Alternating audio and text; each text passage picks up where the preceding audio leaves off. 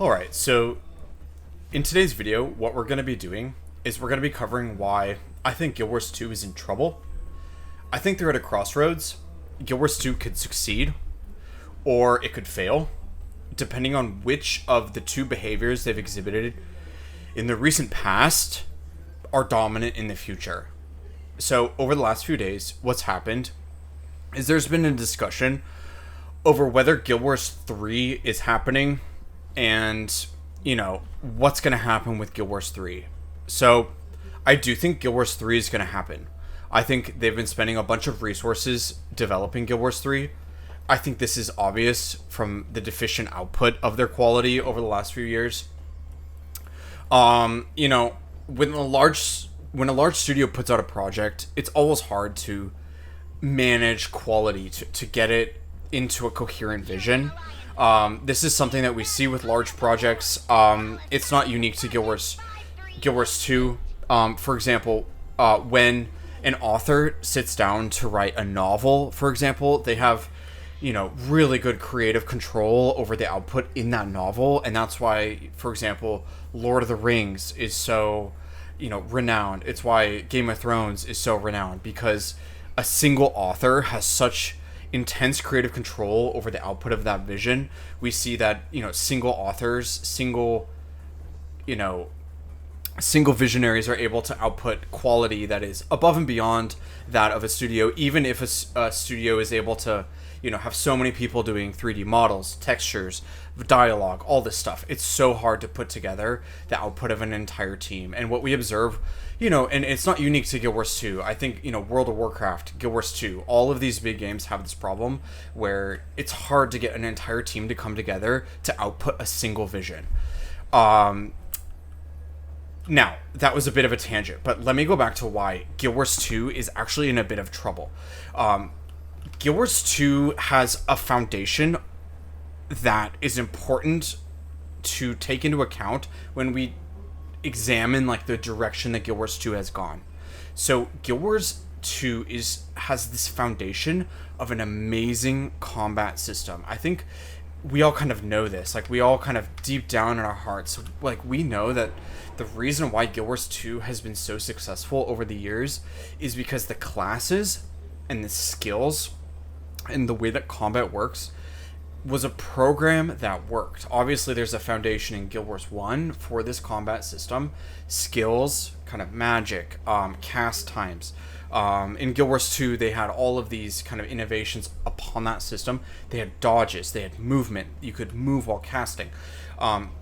It is that kind of bedrock foundation of skills and skill casting that is ultimately the system that kind of underlies everything in Guild Wars. The story, the visuals, the fantasy of it, the everything.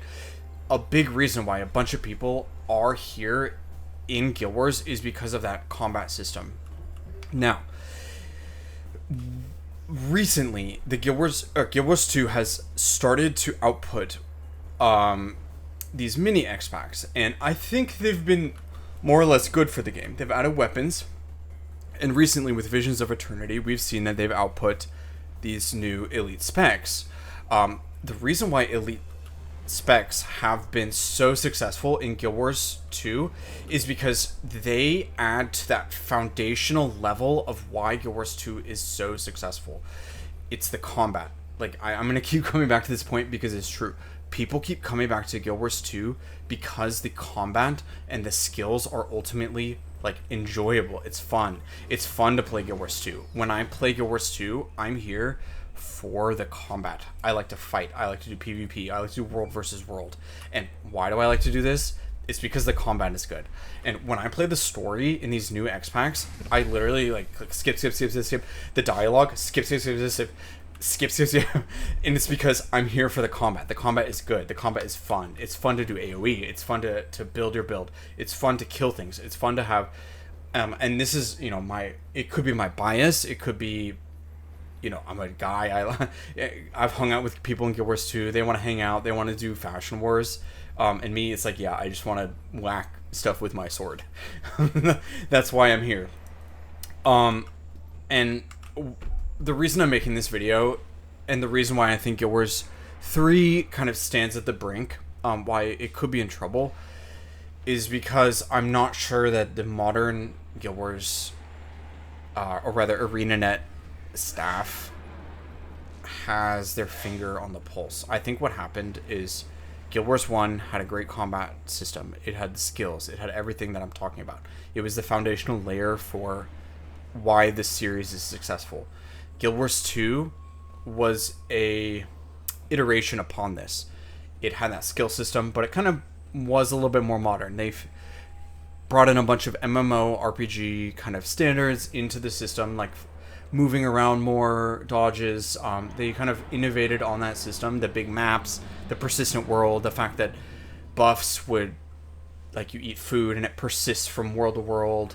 Guild Wars 1 was very limited by its lack of Z-axis movement, by its lack of persistence. Like in Guild Wars 1, the maps are very different from the towns. In the towns, you're kind of in a invulnerable state. You're kind of in a just a meta state, and then it's only when you step out into the world where you actually interact. Guild Wars 2 is much more persistent, and that's a benefit.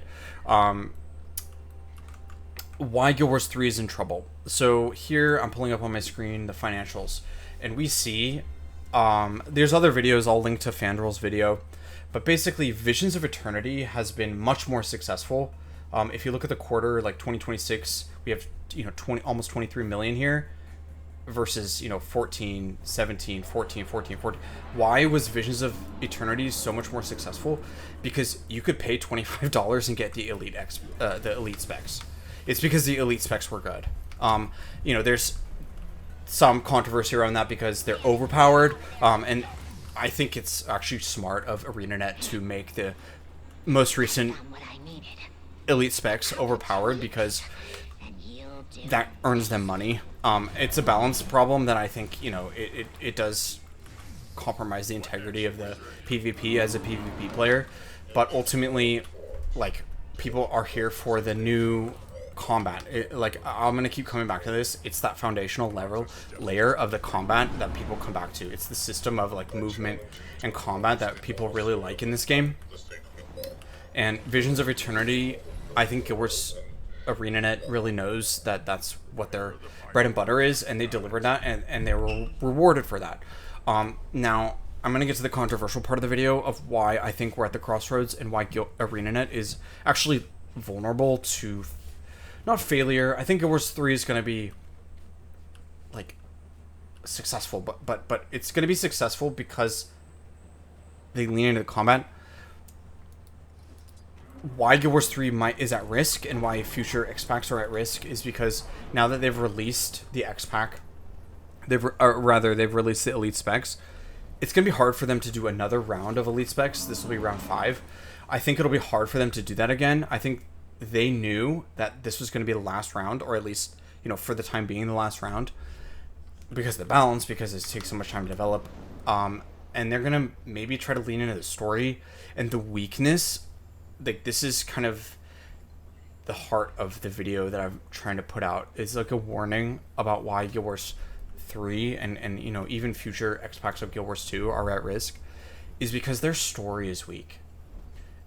I'm gonna get downvoted for this, but I think it's become too feminine, and not too. I have nothing against women. It's not too, like, I'm not here to, like, attack any group, but it's like the foundational layer of what they're trying to create is successful because people want to do this fight, and I think they've been really weak with the story. I think that when for example, I'm here sitting here. Last night I played all, I think, four parts of the story that they released with Visions of Eternity, the most recent patch, which came out a week or two ago.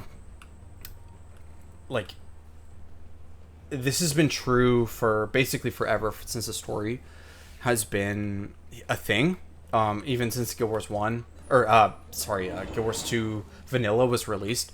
The story is always the weakest part. Like, I'm in the story, I am just completely not engaged. I am watching something else on my screen. When, something becomes hostile, like, this is how the story works. Like, you listen to people saying things, and it's so slow, and it's so, like, it's not even just the rate at which they're talking. It's the fact that like the speech is like limited by I need to keep talking. Like, no, but I'm serious. Like, the speech has like these checkpoints that it needs to hit before the story can continue. So you need to hear something, and then like maybe something will activate over on the other side. You have to wait for the character to walk in, and then they start talking. Like, it's so slow, and it's like checkpointed. And even the combat in the story, like when you're doing the story instances, the combat encounters are so sparse and even so easy, and even when it's hard, it's just like one boss that you're fighting.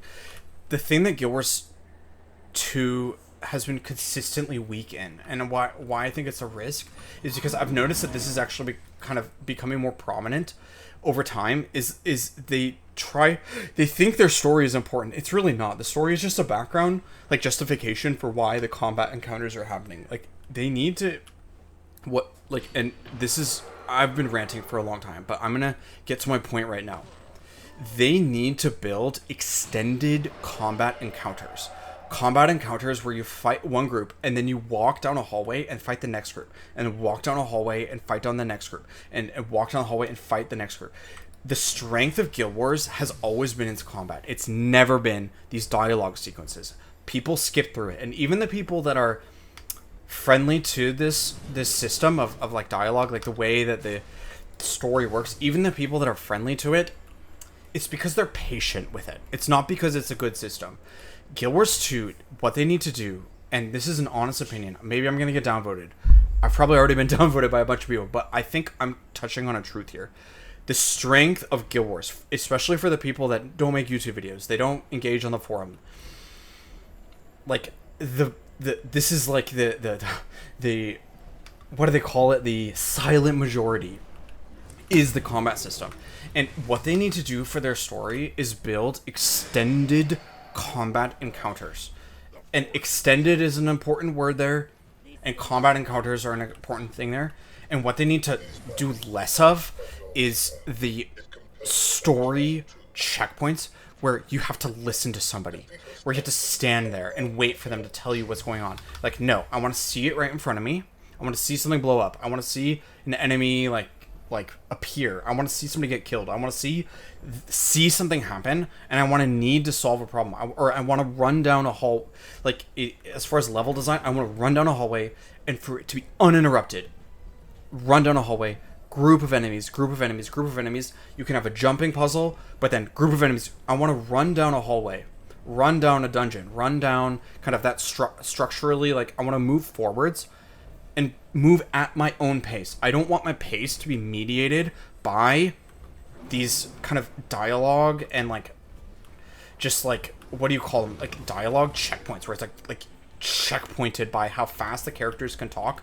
It is terrible. This is a terrible way to organize your game. It's never been successful. It's always been something that people tolerate, and I understand that I'm somebody that's less engaged with like the story than maybe the majority, but like the majority is probably thinking it too, and they are tolerating it because they've been sold on the environment, which I have too, to be honest. I still play the game, but like, let's be real, Guild Wars 2 needs to seriously rethink the way that its story is presented, the way that its like main kind of quest combat encounters are presented, and then seriously double down on what really makes the series successful, especially as Guild Wars 3, is in development, is in, on the brink of release, and then as far as future Guild Wars 2 expansions go, like, let's get that going. Like, let's stop being, let's lean away from what they think is important, which is these kind of, like, epic stories, like, okay, like, have that as a justification, but like, lean into the combat encounters. I think that's my takeaway, is like, you're not going to be successful. Like, that's why Ganthier Wilds didn't work. It's because you only got the weapons and these terrible story sequences. Soto. Weapons and honestly terrible story encounters. So that's what I want to say. I could keep going, but that's what I need. I need ArenaNet, because if they get this right, like, the actual foundation is solid. Like, the combat is solid. I need extended combat encounters. and then we can have peace.